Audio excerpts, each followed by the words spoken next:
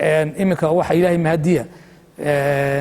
inay labada diyaarado Nairobi soo mareen saddexda kalaba inay si toos ah inay wadamada ka karsanaynta iga soo duuleen inay adisoobay yimaadeen dibadna shaalka ka soo qaateen dibadna inuu yimaadeen wasiirka wasaaradda horumarinta beeraha ee Jamhuuriyadda Soomaaliland Axmed Muumin Seedo oo maanta kulan la yeeshay gudida joogtada ah ee golaha guurtida oo halkaasi kaga dhageystay warbixin la xidhiidha mashaariicda kala duwan ee dhinaca horumarinta beeraha ee ay wasaaraddaasi gacanta ku hayso caqabadaha jira iyo guud ahaanba xaaladda wax soo saar ee dalka wasiirka ayaa gudida joogtada ah ee golaha guurtida oo dabcan kula kulmay xafiiskooda waxa uu uga warbixiyey guud ahaanba xaaladda wax soo saar ee dhinaca beeraha ee dalka waxaanu ka xog warramay mashaariic kala duwan oo ay wasaaraddu fulisay khaasatan dhinaca wax soo saarka dalagga beeraha oo uu sheegay in ay 3 sannadood ee u dambeeyay ama laga soo bilaabo 2017 ay wasaaraddu horumar badan ka samaysay inkasta oo wasiirku sheegay in dhinaca wax soo saarka dalaggu uu aad u yaraa sanadkan la soo dhaafay ee 2020 isagoo ku sababayay arrintaasina mid ka dhalatay dhibaatadii uu ayuxu u geystay deegaamada kala duwan ee gobollada dalka sidoo kale roobka oo yaraa iyo caqabado kale oo markaasi dhinaca cimilada ah Axmed Muumin Seed oo ay wehelinayeen xubno ka mid ah saraakiisha sarsare ee waaxyaha wasaaraddaasi iyo agaasimaha guud ee wasaaraddaasi ayaa warbixintiisa waxa kale oo uu ku sheegay in ay dowladda Soomaaliland guul ka gaadhay la dagaalanka ayaxa wasiirku waxa uu shaaca ka qaaday arrin aad u muhiim ah oo ah in ay Soomaaliland kaga hormartay dhinaca la dagaalanka ayaxa wadamo badan oo ka mid ah qaaradda Afrika khaasatan geeska Afrika oo uu sheegay in tusaale ahaan wadanka Soomaaliya ay iyagu la dagaalami kari waayeen ayaxaasi Soomaaliland waxa ay ayaxa kula dagaalantay diyaarado gaar ah oo ay markaasi ka soo kireysatay dowladda caalamka ah ama sharaa'ig waaweyn oo caalamka ka jira kuwaasi oo si joogto ah ula dagaalamaya ayaxa waxa wasiirku sheegay in diyaaradihii kuwaasi la midka ahaa ee dhinaca Soomaaliya laga dalbaday ay tahli waayeen inay wax howlgal ah oo ayaxa lagula dagaalamayo ka fuliyaan guud ahaanba maamul goboleedyada hoos yimaada maamulka Muqdisho ka dhisan waxa uu sheegay in markii ugu horeysay ee ay dalabaad diyaarado ay ayaxa kula dagaalamaan ay dowladdu fidisay diyaaradihii markaasi loo soo diray ay ka baqeen inay Soomaaliland yimaadaan haddana arrintaasi wax badan iska bedeleen oo ay hadda soo dalbanayaan diyaarado ay leeyihiin dowladaha Canada iyo Holland in ay Soomaaliland u baahan tahay inay ka shaqeeyaan waana ta keentay ama farqiga u dhaxeeya nabadgelyada Soomaaliland iyo Soomaaliya wadda Soomaaliland qarankan Soomaaliland maanta inuu halkan isku wareysanayno 91 halkaynu ka soo birownay intiina badda wad ogeydeen oo wad joogteen maanta halkaynu marayno waa meel Ilaahay lagu xamdiyo laakiin maanta waxaynu maraynaa in wasiiradii ay la xisaabtamaan golihii guurtida guddi hoosaadka golaha guurtida ay la xisaabtamaan waa meel Ilaahay mahadiya oo nu soo gacan way laakiin mar aan soo qabal la mari karin way jirtaa marka qaranku meel badan oo dhibaatooyin badan buu soo maray laakiin halka maanta waa isla xisaabtan baynu maanta maraynaa taasina waa wax Ilaahay loogu mahadi marka runtii sanadkan wax badan nooma soo go'in marka labadii sano u dambeeyay isku geynay hadda anagu waxa noo soo gaay ka wasaaradda beer ahaan in gaarka anagu soo saarnay waxa weeyaan waa 3412 kiish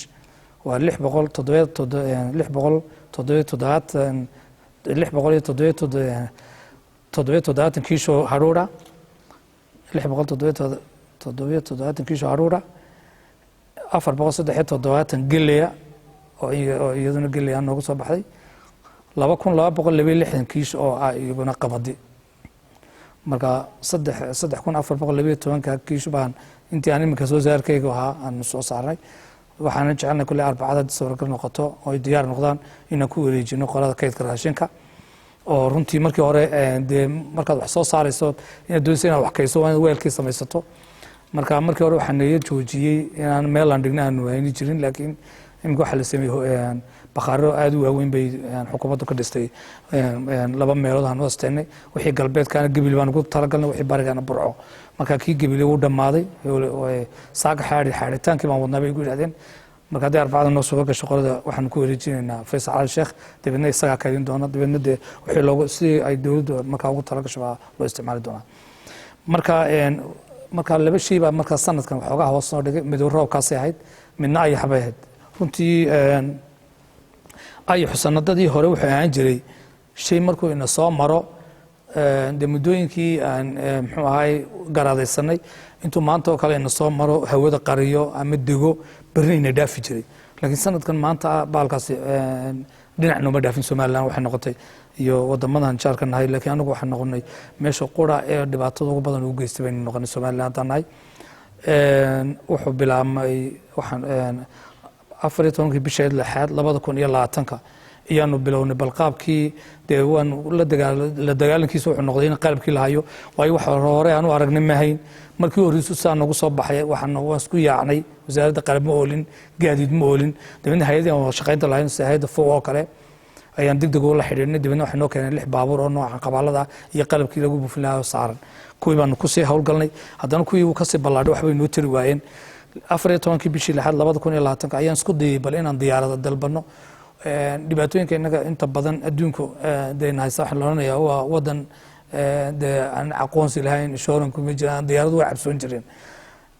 waxaanu helnay 2 diyaaradood ee helicopter labada diyaaradood muddo 45 cisha waxay igaga xanibnaayeen Nairobi oo aan maalmo email soo dirayeen iyagoo baqayaan cabsi ka qaba muxuu ahaayay in iyagoo ka baqaya oo de waxaanan ka haysanin muxuu ahaayay macluumaadka Soomaaliland iyo muddo nagu qaadatay ilaahay mahdi wax kasta oo shay kasta oo bil aadanka oo shay kasta oo loo samraa waxa weeyaan waa laga gungaara 45 cisho dibadeed waxaan noqon labada diyaarado ay Hargeysa soo fadhiistaan isla haddana labadii bishii 10aad oo marka 4 bilood dhaxayso waxaan noo yimid 3 diyaaradood oo kale 2 helicopter iyo xabad weyn oo sahana oo 6 qof qaadays madaarkii waxaan isku keenay 5 diyaaradood oo 4na ay buufanayaan ayaxa midna ay tahay diyaarad weyn oo 7 qof qaadayso oo la ku talagalay sahan oo taasanka loogu talagalay ay tahay diyaaradihii taayirada lahaay fadhiisay madaarada oo markay Hargeysa ka soo duusho ilaa laas caarado inta soo marto ilaa ceer gaaban inta soo dul marto ay soo saamiso dibadna ay si toos ah madaarka Hargeysa soo fadhiisanaysi haday ku hakato ceer gaaban ay fadhiisan karisay meelaha rin lugo dhan berbero kale ay fadhiisan karisay marka runtii imika waxa Ilaahay mahadiya inay labada diyaarado Nairobi soo mareen saddexda kaleba inay si toos ah inay wadamada ka karisan inta iga soo duuleen inay adisoobay yimaadeen dibadna shaalka ka soo qaateen dibadna inuu yimaadeen waxa Ilaahay mahadiya inay imika hay'adda sida habeen dhawto Canada oo kale iyo Holland iyo kuwii diyaaradaha nooca shirkadaha laha email badan baan ka helnay oo leeyihiin ma u baahan diyaaradaha kale marka waxa la ogaaday in nabadgelyo darteed waayo helicopterku dhul hoose joogaysa ku tuurshaa diyaaradihii Soomaaliya ee wadanka xamar ee Soomaaliya ee Muqdisho ka jirta xukuumadda ka jirta ay maalintii anagu aan soo karisan diyaaradaha ay soo karisan way kici kari waayeen kuwii Puntland joogay kuwii Galmudug tagay iyo kuwii Soomaaliya joogay cabsi darteed waxaan noqday inaga wadanka kaliya ee Afrikaan ee diyaaradaha si fiican u hawl galeen 4 diyaaradood way waxa naga dhamaaday kontaraadkii aan la galnay way waxay nala joogeen 7 bilood iyo 2 maalmood bay nala joogeen diyaaradahaas marka kontaraadkii waa ka dhamaaday dibadna hal diyaarad baa imka noo hadhay oo saaka joogta area muxuu ahaayay Baki iyo muxuu ahaayay xeebaha muxuu ahaayay Soomaaliland oo u badan imka ay kantaroolayso berbera xeebteeda iyo siira xeebteeda waayo xeebtu inta badan ka soo kacaya saaka lafteeda